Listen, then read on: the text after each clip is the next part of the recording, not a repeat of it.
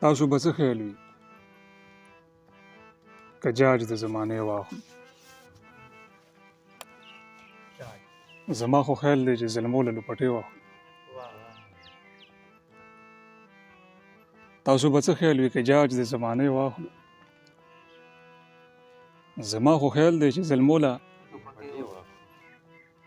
او زیال صاحب مونږ به خاورې خشو چېرته چې دوکان ووینو چې خلک یو سګرټ راواخلي مونږ درې واخلو. مونږ به خاورې خشو چېرته چې دوکان ووینو چې خلک یو سګرټ راواخلي مونږ درې واخلو. اختر به ستاسو وي چې رنګ په رنګ څیزونه کوئ، مونږ یې چې درې ورځې ونه خورو نو جامې واخلو. اختر به ستاسو وي چې رنګ په رنګ څیزونه کوئ،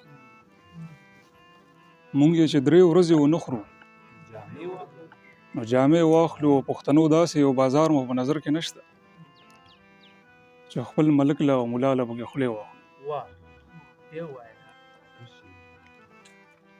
پښتنو داسې یو بازار مو په نظر کې نشته چې خپل ملک له او ملا له پکې خولې واخلو. اخري شعر دی چې دا خلک هسې هم اذان د مینې نه پیژني، پرواز نن مې اراده ده چې تبلیغ واخلو.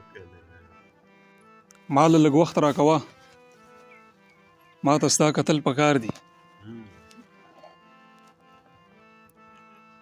داسې یو جدا غوندې مطلع ده، په ډومبي ځل بیا اورئ. ما له لږ وخت راکوه، ما ته ستا کتل پکار دي. ګینه نواب اورئ چې قبر له ماربل پکار دي.